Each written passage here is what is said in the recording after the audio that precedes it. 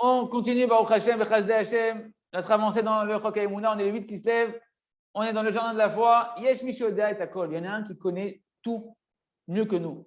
Akadosh Baruch Hu, le Créateur, il dirige chaque homme et chaque homme à chaque instant de sa vie dans son chemin personnel, dans lequel toi et toi seul, tu dois marcher. C'est pourquoi il y a forcément dans ton chemin des choses qui ne sont des fois pas comme tu aurais toi envie. Par exemple, des fois dans ton chemin de ta vie, qu'Hachem il a prévu pour toi, tu vas être obligé de créer des relations avec des personnes qui vont te faire de la peine. Et tu aurais préféré dans ta vie jamais les rencontrer. Pourquoi celui-là, il était sur ma route? J'aurais préféré jamais te connaître, toi. Mais Akadosh Baruch Hu, il voulait que tu connaisses cette personne-là, que tu aies un lien avec lui, avec cette personne-là. Parce que tu avais une réparation dans ton âme qui dépend de cette personne-là. Pareil, des endroits de ta vie que tu aurais préféré jamais connaître, matériel, spirituel, des endroits que tu aurais préféré jamais connaître, jamais passer là-bas. Et pourtant, tu vois que tu dois traverser là-bas, t'attendais là-bas. Alors que c'est contraire à ta volonté si jamais tu as eu le choix. Pourquoi? Et toi, tu ne sais pas pourquoi tu as traîné là-bas, qu'est-ce que tu as foutu là-bas.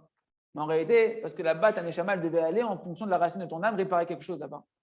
Et encore comme ça, énormément d'épreuves de toutes sortes, matérielles, spirituelles, dans l'argent, etc., qu'un homme, malgré lui, il doit traverser par là-bas. Parce que ça fait partie de son chemin, de sa réparation, de sa mission. Et Akadosh Baruch Hu, il veut que tu passes par cette situation-là, même si toi, ça ne te paraît pas une bonne situation. Toutes les épreuves, toutes les difficultés, en réalité, des fois, elles arrivent sur un homme comme une surprise. Je ne m'étais pas préparé à ce que ça me tombe dessus, cette chose-là. Et parce que l'homme, il ne sait pas quelle est sa réparation, quels sont les tikkunim, qu'est-ce qu'il doit faire ici dans ce monde-là, qu'est-ce qu'il doit traverser dans sa vie. Alors, il s'embrouille de chaque chose qui n'est pas comme il avait prévu. Il a l'impression que ça y est, il est dans une galère. Je suis dans une galère, c'est la galoute. Mais si un homme, il se renforce d'avoir la émouna, que tous les événements qu'il traverse dans sa vie, ce n'est pas du hasard, qui sont tous organisés dans un programme extrêmement précis du Créateur, et qu'il y a, alors cette personne-là pourrait savoir qu'il n'y a aucune erreur dans sa vie, il n'y a aucune embrouille, aucune galère dans sa vie dans laquelle il est bloqué. Tu es en train de traverser maintenant en réalité une épreuve, et c'est quoi le but de cette épreuve-là? Écoutez bien, te rapprocher d'Hachem. Tout est organisé précisément dans le programme d'Hachem. Et Hachem, il a vu qu'il n'y a que cette épreuve-là, que toi, il te faut cette épreuve-là pour te rapprocher d'Hachem. À ce moment-là, si tu as cette conscience-là, alors tu peux accepter tout ce qui s'est passé avec Emouna, avec amour, que tout est pour le bien. On continue avec le jardin des louanges. Même si je ne comprends rien, j'ai la foi que tout est pour le bien. Écoutez bien ce qu'on va dire ici. C'est quoi le bien qu'il y a là-dedans? On a amené l'exemple de Yaakov Avinu, des épreuves de Yaakov Avinu dans les pages précédentes. Parce que dans cet exemple-là de Yaakov Avinu, c'est clair qu'il n'y a personne qui peut dire que ce qu'il est en train de vivre à ce moment-là, de son épreuve, c'est bien. D'après l'intellect, d'après la compréhension humaine, c'est pas bien. D'arriver tout nu, sans habit, devant la vanne, avec deux, trois choses pour se couvrir, avec pas un argent en poche, quelle honte, alors qu'il était venu rempli de richesses, de se retrouver maintenant entre les mains de ce rachat-là. Quel bien il y a là-dedans? Est-ce que Yaakov, il peut dire que c'était bien ça? Que Eliphaz, son neveu, il le poursuit pour le tuer et l'assassiner? Alors qu'il lui a tout appris à Eliphaz, c'est bien ça? En quoi il y a du bien là-dedans? Il n'y a pas du bien. D'après l'intellect de l'homme, même d'après l'intellect de Moshe Rabbeinu, à cet instant-là, d'après l'intellect même humain de Moshe Rabbeinu, c'est pas bien ce qu'il est en train de vivre. Ça, c'est d'après notre intellect à nous. Mais d'après la Emouna, Zéakol et Tova, tout est pour le bien. Comprenez bien. C'est pas que je vois avec mes yeux que c'est pour le bien. Avec mes yeux, je vois que c'est mal. Mais je suis ma amine, je travaille ma Emouna que c'est pour le bien.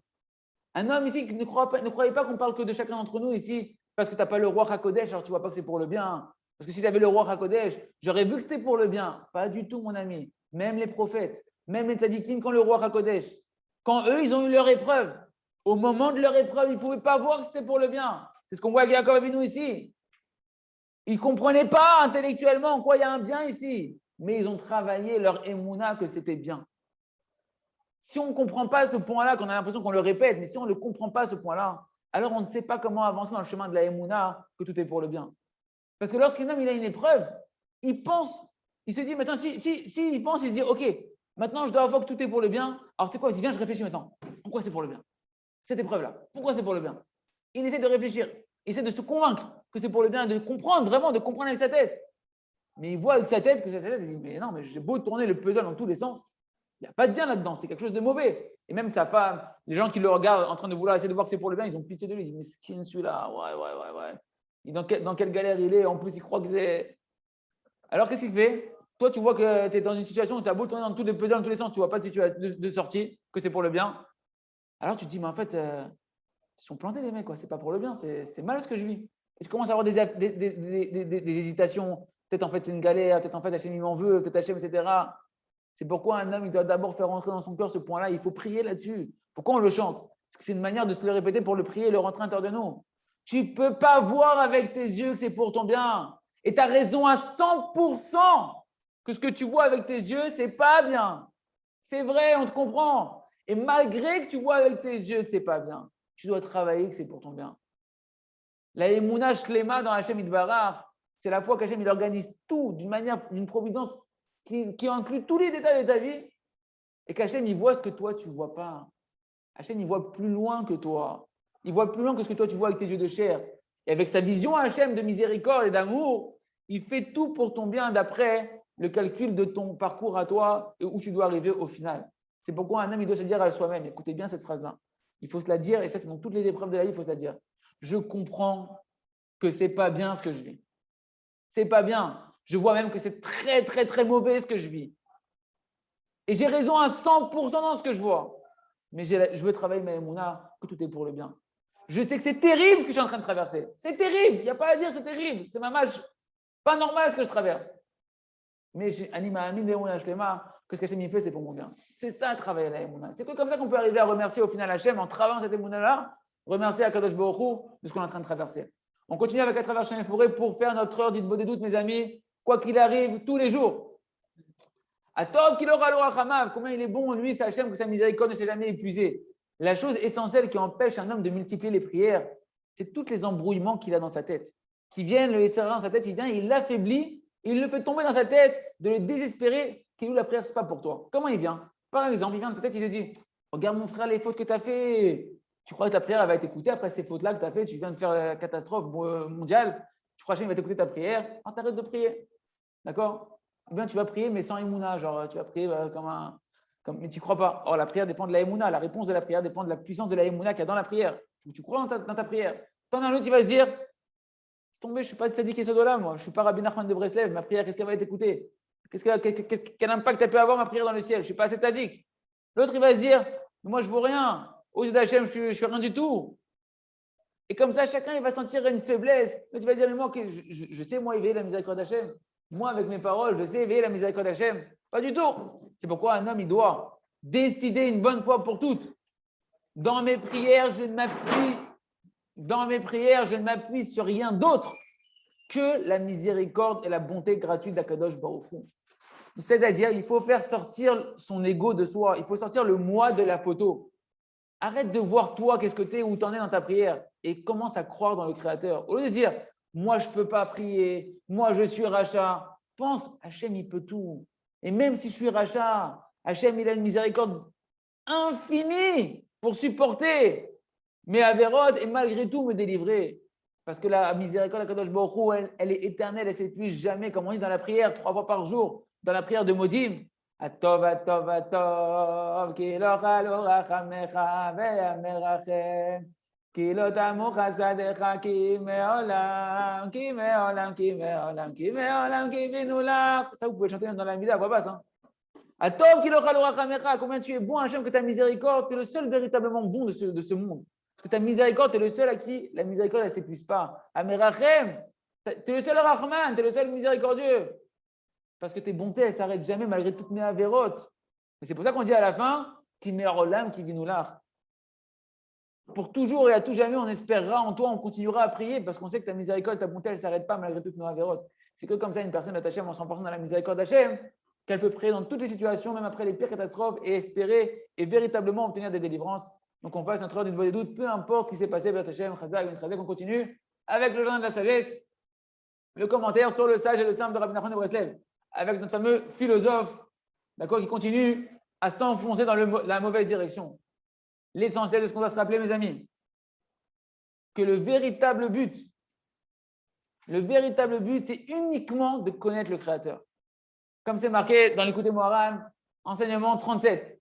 Le principe général et l'essentiel du but, c'est uniquement de servir à Kadosh Baruch Hu et d'aller dans les chemins d'Akadosh Baruch Hu pour la gloire de son nom Yitbarach. C'est-à-dire de mériter de connaître Akadosh Baruch Hu, béni soit-il, de se lier à Akadosh Baruch Hu, béni soit-il. C'est ça l'essentiel du but qu'on doit chercher dans tous les instants de notre vie. Et c'est ça la volonté d'Akadosh Baruch Hu, qu'on le connaisse, béni soit-il. Ve'en ra'ou ila adam, il dit Rabbi Nachman, et il n'est pas convenable qu'un homme il ait aucune autre intention dans son service divin. Pourquoi je sers Hachem? Pourquoi je mets la kippa? Pourquoi je fais la Torah? Pour connaître Hachem, pour me lier à Hachem. Qui im les malheurs et bar, si ce n'est de vouloir. Pourquoi je fais la Torah méthode? Pour remplir la volonté, satisfaire la volonté d'Hachem. C'est quoi sa volonté? Qu'on le connaisse. Chez Amar Ben Asar et Tono, qu'Hachem il a parlé et que par sa parole il a créé. Il a fait sa volonté qu'il a exprimée par la parole, il a créé le monde par la parole. Arrête, qu'est-ce qu'on apprend ici? Celui qui mérite de faire un yishuv hadat, une prise de conscience profonde et comme il faut, dans les fondements d'une vraie prise de conscience, et qui va penser maintenant qu'un jour il va mourir, et tu ne sais même pas quand.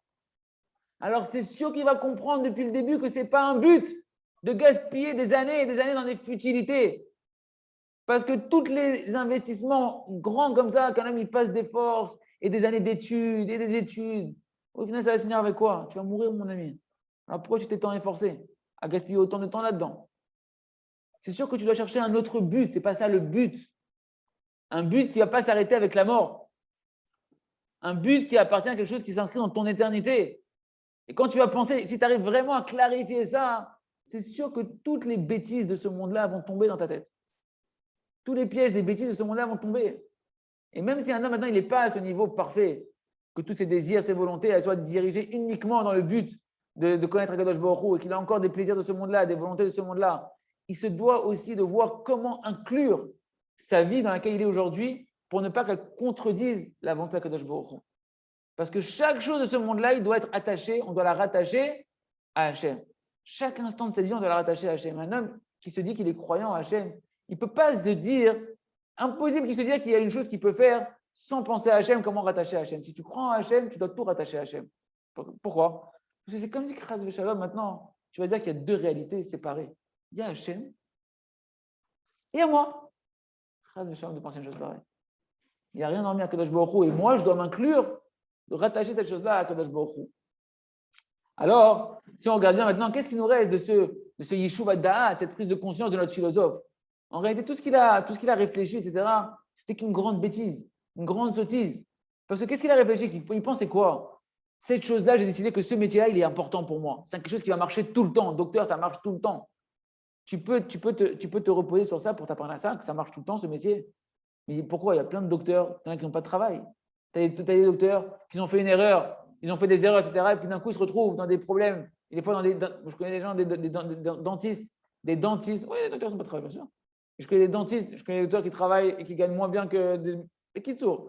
Tu as des gens, ils se retrouvent dans des dettes, ils se retrouvent dans des problèmes, dans des dossiers médicaux qui les mettent dans des situations Hachem Yishmor. Tu as des docteurs qui travaillent du matin au soir extrêmement dur pour avoir leur parnassa, extrêmement dur. Et c'est la vérité. Combien de dentistes ils travaillent comme des malades, des médecins comme des malades pour avoir de l'argent, ça a l'air. J'en connais d'autres, ils font moins d'efforts, ils ont beaucoup plus d'argent. Même le même argent. Le seul sur qui tu peux t'appuyer, sur qui tu peux te reposer, c'est le Créateur, que lui, il peut tout, Akadosh Baruch Hu, qui tout entre ses mains. Et tous les efforts de ce chacham, de ce philosophe-là, en réalité, ce ne sont que le fruit de son erreur. Il fait des mauvais raisonnements. Chez Davar Mishtalem, il pense ce métier-là, ça va bien marcher, ou ce métier-là, ça va marcher, etc. Et en réalité, la réalité, c'est que tout ce qu'un homme il doit gagner, c'est fixé. C'est fixé. Et ce que tu vas recevoir, ça n'a pas de lien avec quel type de métier tu vas faire. Combien tu es fif ou par fif, combien tu es chacham, combien tu es sage ou pas sage. Et ça, on le voit clairement, que des fois, tu as deux personnes qui travaillent dans le même métier, tu en as un qui réussit de malade, qui réussit extrêmement bien, il est heureux de sa part. Et tu en as un autre, des fois, il est connu, et pourtant, malgré qu'il est connu, eh ben, ça galère, ça ne marche pas comme il voudrait, etc. Ce n'est pas comme nous, on pense. Le principe général qu'on doit retenir, c'est que par le fait qu'une personne il a fait maintenant un bon yishuv hadat, une bonne prise de conscience comme il faut, un homme maintenant, il peut à l'avance réfléchir sur quoi je vais investir ma vie. Qu'est-ce que je suis prêt à… Je veux passer mon temps, je ne veux pas brûler mon temps dans des bêtises et arriver à des bonnes conclusions dans quoi investir ses forces et son temps. Et le Rav dit, je pense que c'est la fin du chapitre, on a allongé, il s'est allongé le Rav lourdement sur cette notion-là. Pourquoi? Il dit parce que la majorité des gens, ils font tous leurs décisions dans quoi investir leur vie avec beaucoup de précipitation, sans avoir pris le temps de prendre une bonne prise de conscience. Comme un qui est venu voir le Rav avant de rentrer dans des grandes études, et il a posé la question au Rav, dites-moi, est-ce que c'est bien que je rentre dans ce métier-là, etc. Et le Rav il lui a dit, non, pas forcément. Il lui a dit, mais pourquoi? Il lui a dit, pourquoi tu fais… Non, le Rav il a posé la question, il a dit, dis-moi, dans cette branche que tu prends, après, il y a beaucoup de travail, c'est un truc qui marche bien. Il lui a dit, pas forcément, ça dépend des fois. Et tout le Rav il dit, ah, mais pourquoi tu fais ce métier-là? Pourquoi tu prends un métier que là-bas, tu es prêt à faire du temps, des études, des machins, et tu ne sais même pas comment ça va se passer après? Pourquoi tu fais ça? Pour la parnassa, pour avoir de l'argent? Peut-être au lieu de perdre ton temps, etc., et de l'argent, rentre dans un commerce. Et de ce commerce-là, Hachem va te donner. Tu auras ta parnassa et tu auras gagné du temps et tu es sûr d'avoir de la parnassa. Pour dire que nous, on est trop embrouillés, le monde nous a trop embrouillés avec les études, les grandes études et les machins, etc. Et les gens, les jeunes, ils passent leur vie, ils passent leur temps, ils passent leur doucha. Et au final, pourquoi? Pas quelque chose de… Moi, je connais des amis, ils ont arrêté l'école au BEP, au brevet. Au Hachem, ils sont sortis mieux que moi quand je travaillais, bien plus tôt que moi. Le cachour. Faire des bonnes prises de conscience, mes amis. Pourquoi on est là? On continue avec Ochadash, Aktobet Alakir. L'adresse, elle est marquée sur le mur. Les amis, si on arrivait à la conclusion que la génération du désert, ça s'est passé comme ça pour eux, alors combien à plus forte raison dans notre génération à nous, qu'on doit dire de millions de fois un cas de a fortiori, que sans une demi-heure de travail de sa volonté, de désirer à Kadosh Baruch Hu et dire Hachem, je t'en prie, éloigne-moi de toute la débauche, de tout le manque de pudeur, aide-moi Kadosh Baruch Hu à préserver mes yeux, d'être Kadosh, de préserver mes pensées. Il n'y a pas dans cette génération de libre arbitre de tenir dans ces épreuves-là si on ne prie pas tous les jours une demi-heure sa volonté dessus. On ne travaille pas sa volonté une demi-heure dessus. Il n'y a pas besoin d'ici de détailler. Nos yeux, ils voient clairement la situation de la génération. C'est une génération à mâche faible au niveau des sujets de la Gdusha, de la pudeur. Est-ce qu'il y en a un qui peut se mentir à soi-même et se dire qu'il est vacciné contre le Yetzara de cette génération? Au contraire, on voit que cette génération, le Yetzara, il se déchaîne et qu'il est même rentré dans des endroits normalement qui étaient préservés, des endroits qui étaient des endroits de Gdusha préservés, que le Yetzara, il est rentré là-bas. Et on voit qu'en réalité, la capacité de se dominer soi-même, pour chacun d'entre nous, sans aucune exception, elle est en train de chuter. On a de plus en plus de mal à se dominer soi-même et chacun, on est en danger à chaque instant que le temps y passe. Et cette vérité-là, le Rav me dit, elle est écrite sur le mur avec du sang qui est encore bouillant. On s'entend dire, que c'est des histoires chez Mishmor qu'on entend tous les jours et qui crient que celui qui ne travaille pas sur la Gdusha, en travaillant une demi-heure par jour, il peut arriver en un seul instant, Chavasham va tout quitter et dégringoler. Même des rabbinim, on a vu qui dégringolent. Chez Mishmor, qui ont tout quitté, maman, quitté. En tombant une fois sur des choses de pritzout, de débauche, ils ont tout quitté. Plus la kippa, plus le Shabbat, plus rien du tout. Le Yetzirah dans la génération, il n'y a pas besoin de travailler difficilement pour que le Yetzirah il nous oblige à faire des avérotes. Le Yetzirah, il a trouvé la technologie aujourd'hui, Internet. Il a trouvé toutes sortes d'outils sophistiqués, que ça brûle la vie des gens en un seul instant, que ça les descend dans le plus profond des abîmes. Et le pire, c'est qu'il n'a même plus besoin de se fatiguer, le Yetzirah. Les gens, ils courent pour l'acheter et ils payent très cher pour faire des avérotes. Pour ne plus avoir une seule minute dans leur journée de réfléchir, est-ce que ce qu'ils font c'est bien dans leur vie, est-ce que c'est pas bien, dans quoi je dirige ma vie, tu n'as plus le temps de penser, tu as payé un iPhone, c'est bon, tu es enchaîné, c'est fini, tu es attaché à la Avera. Le Yetzirah, il a été gaon, c'est un génie, il a dit le Rav. Il a progressé avec la technologie, il est high-tech, c'est un Yetzirah high-tech qu'on a aujourd'hui. Aujourd'hui, c'est les kelim qu'il a, c'est les téléphones, les ordinateurs, ils font le travail pour lui, il est parti se reposer, il a mis les pieds en éventail. Il est parti à la retraite, il laisse tourner le business. Il n'a plus besoin de travailler les Yetzirah pour se retrouver aujourd'hui. Le Rav il n'y a pas besoin de détailler combien les problèmes de la génération ils sont terribles et que ça suffit pour quelqu'un d'intelligent de voir des petites allusions qu'on est en train de faire ici pour comprendre la gravité de la génération et des épreuves de la génération. Le Rav dit Aval, comprenez qu'on n'est plus dans la théorie, c'est une réalité qui est dure et qu'on entend tous les jours des histoires catastrophiques de familles. Même religieuses, même des familles saintes, qui étaient de qualité et qui ont explosé en morceaux à cause de la débauche. Des gens que n'aurais pas pu imaginer une seconde que ce serait tombé sur eux de telles des catastrophes. Et ils se sont dégringolés dans des endroits d'impureté terribles. Et ça atteint leurs enfants, etc. Le Rav avait dit combien on pleure sur eux pour dire que sans travail sur la volonté de changer, et en particulier dans la Gdusha, dans le fait de préserver des mœurs, de s'écarter de tout ce qui est interdit au niveau des mœurs, tu ne changeras pas. Chazak, Benit Razek.